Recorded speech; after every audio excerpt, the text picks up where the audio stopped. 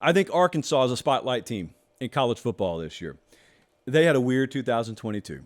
I was up there in week one. Now, granted, I couldn't see much of anything because I was struggling from the after effects of caffeine overdose, cold brew caffeine overdose, to be clear. But nevertheless, I was up there. Cincinnati came into town. They beat them, but they got really banged up in the process. They lost some extremely key depth in the secondary, and as a result, they ended up, yada, yada, yada, having one of the worst, if not the worst, secondaries in the country last year. Since 2017, in SEC play, just to give you an idea of how rocky the road has been in Fayetteville, they've been, and this is since 2017, 1-7, 0-8, 0-8, 3-7, 4-4, 3-5. The 4-4 year was obviously the big springboard year. A couple of years back with Sam Pittman and whatnot, and that's why last year, going into last year, I, to a certain extent, and many other people were very excited about the kind of team they could have. They did not have that kind of team. I think partly due to injury. I think partly due to the fact that it's a very competitive schedule. And I think partly due to the fact that internally they weren't as good as they should have been. That's just kind of a culture thing. Why Arkansas, though? Why would they be a spotlight program in college football this year? Well, what's been the biggest theme with this team? Remember when Pittman got hired and there was approximately a market of 0 other teams out there for him? It's not like Arkansas got into a bidding war. Sam Pittman's only shot at being a head coach at this level was going to be Arkansas, which is not a problem at all if he wins. And so the argument and the thought has been, hey, if someone like that, a very unconventional hire, is able to build a very, very unique sort of bubble culturally to where it's so attractive, he can have his pick of assistant coaches, and certainly the university will back him financially. They'll pay him handsomely. They'll pay his staff handsomely. They'll fully invest in facilities and whatnot. And all of a sudden, they're a destination for coaches. They're a destination for the transfer portal. All of a sudden, if that approach works, then Arkansas becomes the blueprint for a lot more unconventional hires to happen out there. Not for the top tier programs. They don't have to hire unconventionally, but there are only a few top tier programs. What does everyone love to talk about? The haves and the have-nots, the blue bloods, the privileged few and the unprivileged many in college football.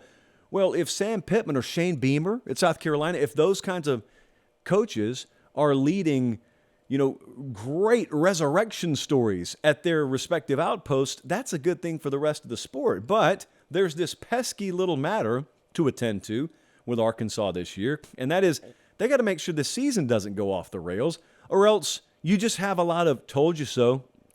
You just have a lot of Jessies walking around.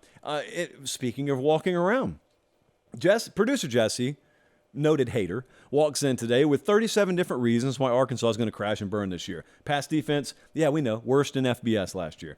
They lost their top 5 pass catchers. Not ideal. They are replacing both coordinators.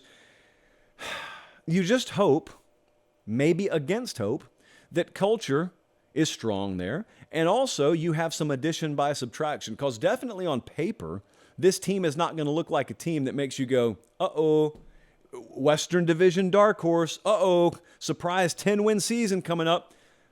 Rarely does it look like it's going to end up. I mean, last year it did look like you could pull that off, and how did it end up?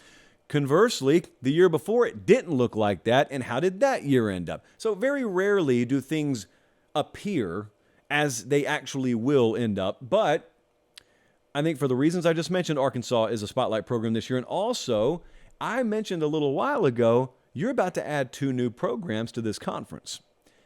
And I don't know where they'll be slated yet. I don't know where they'll be slotted, OU and Texas. Teams like Arkansas are important.